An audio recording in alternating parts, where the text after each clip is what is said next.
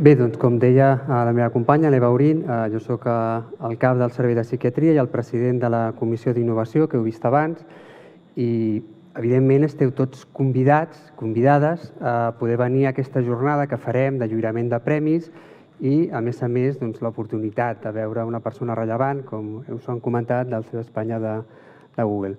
Nosaltres, dintre de la innovació, tenim molt i molt clar que tota innovació ha de partir d'una necessitat no coberta, una necessitat que nosaltres hem de resoldre. La realitat virtual per nosaltres ha estat una eina, un instrument per intentar donar sortida a aquestes necessitats en diferents àmbits. L'Eva us ha comentat les diferents accions que estem fent. Sabeu que la realitat virtual té aspectes positius i terapèutics en el que serveix per exposar a la persona, a l'individu, davant d'una situació que la fem en realitat virtual. I l'altre és els aspectes de distracció. Distracció, per exemple, és el que fem servir a la unitat de referència de cremats, de tal manera que mentre estan fent les cures, ells estan en una distracció mitjançant un joc que es diu l'Snowboa, i ells redueixen, d'una manera molt impressionant, aquesta percepció del temps que passen amb les cures. L'altre és també d'exposició i, de fet, per disminuir l'angoixa que tenen els pacients que han d'anar cap a cirurgies. Fem tota una sèrie de focus group de com s'han de gravar aquestes sessions, què és el que volen veure els pacients dintre d'aquestes sessions informatives i els hi exposem. I una altra realitat és la que tenim dintre de la salut mental. És un fet que també és força comú a la resta d'especialitats. El 25% de la població al llarg de la vida tindrà una problemàtica de salut mental i, per tant, és un volum molt important de ciutadans que necessitaran un diagnòstic acurat i un tractament correcte. I això, hi ha determinades patologies com els trastorns del neurodesenvolupament, un d'ells és l'autisme, un altre és el trastorn per dèficit d'atenció i hiperactivitat, el TDAH, que afecten un volum important de la població general, tant de nens com d'adults. Nosaltres tenim una unitat de referència a trastorns del neurodesenvolupament i ens trobàvem que amb els adults joves teníem una dificultat d'adherència als tractaments convencionals, als tractaments psicològics que habitualment fem. I vam pensar que la realitat virtual ens seria d'utilitat per tal de poder guanyar una millor adherència i fer un tractament per ells molt més engrescador del que estàvem fent fins ara.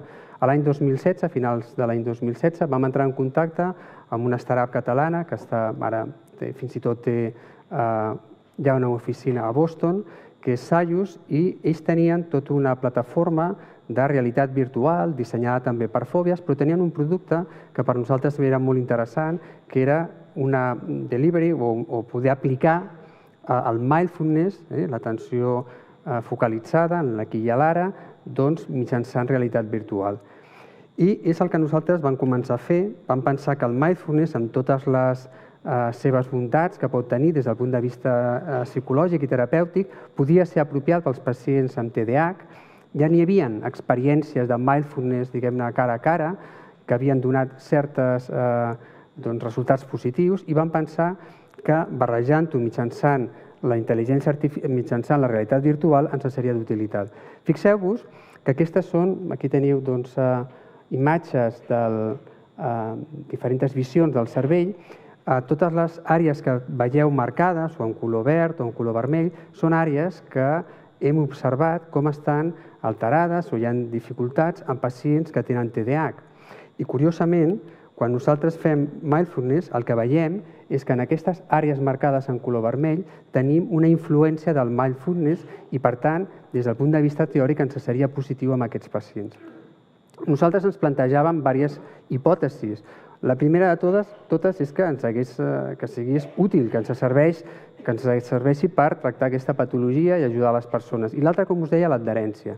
I nosaltres per això ens vam dissenyar un estudi que fos un proof of concept per veure si ens era factible aplicar la realitat virtual en aquests pacients. La gran novetat va ser, més enllà de l'aplicar la realitat virtual, va ser la realitat virtual i un canvi de procés. Nosaltres vam pensar que el mindfulness, perquè fos efectiu, havia de ser molt intens.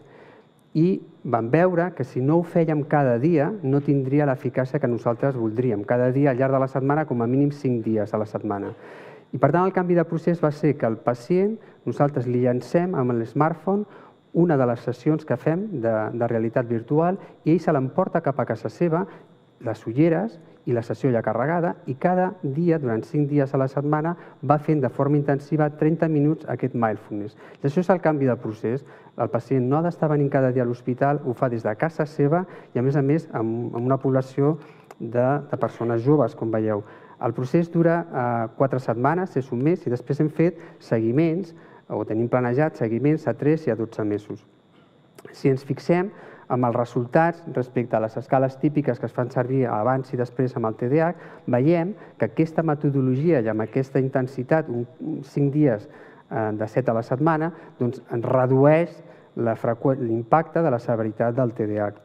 També veiem que amb una escala, que és l'escala Barrett, que és una escala que mesura impulsivitat, també ens reduïa la impulsivitat amb aquests pacients de forma significativa. Així com paràmetres que tenen a veure amb l'ansietat o paràmetres que tenen a veure també amb la clínica depressiva associada que poden tenir molt sovint. Per tant, nosaltres, com a conclusió d'aquest projecte, el que vèiem és que la possibilitat d'aplicar realitat virtual mitjançant mindfulness en pacients adults amb TDAH era factible, és viable i, a més, és eficaç i ens permet reduir la simptomatologia d'aquests pacients. L'altre és l'adherència. Jo no us he comentat, cap d'aquests 37 usuaris van deixar de fer les sessions o van deixar de venir a l'hospital a les sessions setmanals que teníem per llançar la nova sessió que veien cada setmana. Això és molt important de cara a l'adherència al tractament. Penseu que una part molt important i molt significativa de la manca de bons resultats en tractaments en salut mental, com molt semblant a la resta de la medicina, ve per no fer correctament aquest tractament. I ara el que estem fent és comparar aquest tractament mitjançant d'altres tractaments habituals, amb un estudi que fem en simple sec. Nosaltres, l'avaluador que mira si és eficaç o no, no sap si la persona ha fet realitat virtual o ha fet els tractaments convencionals que teníem. El projecte de cremats, que també estem liderant des del Servei de Psiquiatria, conjuntament amb els companys de cremats, tot just ara estem acabant la mostra. Totes les noves idees que portem a terme sempre dissenyem assajos clínics per tal de validar i de veure les bondats d'allò que apliquem dintre de l'àmbit, en aquest cas, de la salut mental o qualsevol altre àmbit que fem d'innovació a l'hospital. I per part meva, i no sé si Eva vols afegir alguna cosa més, doncs això és el que volíem compartir amb tots vosaltres.